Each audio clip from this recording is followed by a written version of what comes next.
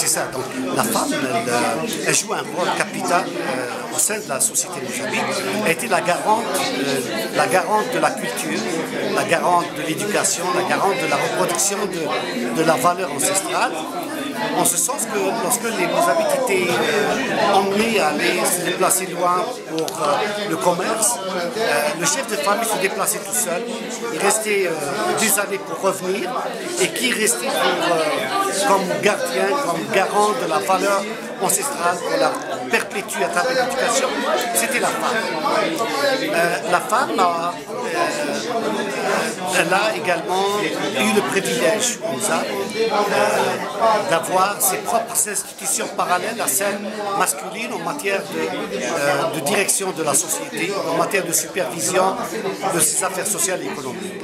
On reconnaît comme institution suprême les Azzaba, qui devaient superviser l'ordre moral, spirituel et social de la cité. Le corollaire, le parallèle, le partenaire des Azzaba au niveau des femmes, c'est Timsiridine.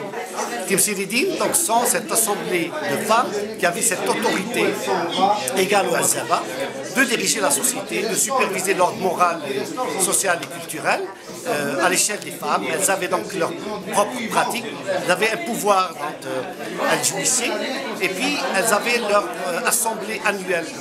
La ilaha illallah, c'était une assemblée annuelle qui regroupe toutes les femmes des 7 villes du Mzad, où pratiquement il y avait à la fois une revue des aspects, des problématiques de la société. Il y avait également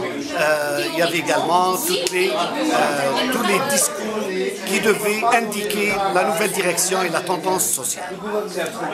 Il est certain qu'à l'échelle, au niveau maintenant de la pratique sociale et de la pratique de l'espace, les femmes, tout le fonctionnement social est régi par la notion de la séparation.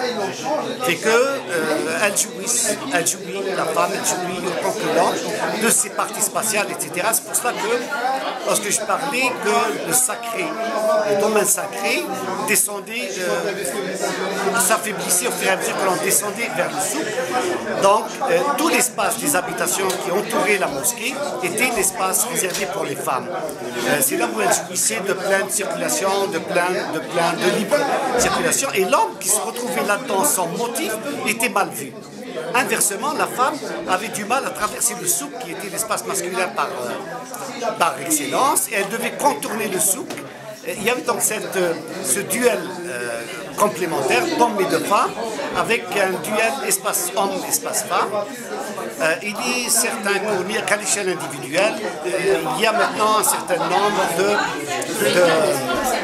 d'éléments, d'indicateurs de changement, mais qui se font toujours à l'intérieur d'une certaine logique, d'un certain encadrement. C'est que le Mozambique n'émigre plus tout seul, c'est l'immigration de toute la famille. Ça dure, donc la femme mozambique émigre avec le mari et intègre d'autres milieux. Le deuxième, c'est que la femme mozambique maintenant a ce privilège d'emprunter la voie de l'instruction publique. Avant, elle a été seulement admise dans l'école privée arabe et religieuse. Maintenant, elle a cette possibilité de poursuivre son instruction jusqu'à l'université, ce qui, par conséquent, va constituer une dynamique de changement en vue d'un repositionnement du rôle de la femme à la grande échelle. Donc il y a effectivement des indicateurs de changement, il y a une dynamique qui s'installe. Ceci dit, la femme, elle a déjà son rôle, elle a sa position, elle a son espace, mais peut-être elle va se repositionner dans la nouvelle dynamique de changement à la fois culturelle, dans laquelle s'inscrit toute la société mozambicaine. Donc, d'un certain point de vue, on peut dire que de la même manière que la femme est exclue de l'espace social masculin, l'homme aussi est exclu de l'espace féminin. Absolument, absolument. Un homme qui circule dans la partie résidentielle, la partie habitat, la partie intime et sacrée de la ville, il n'est pas bienvenu. Et d'ailleurs, il suscite des inquiétudes, des questions, même si ce n'est pas pour rentrer chez lui.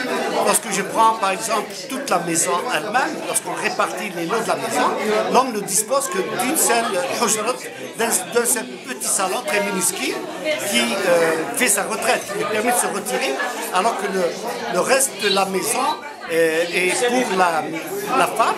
C'est là où elle évolue, c'est là où elle accueille ses invités, c'est là où elle trouve plein épanouissement. Pierre Bourdieu disait la maison kabyle ou le monde renversé. Est-ce que c'est la même chose chez les Mouzabi?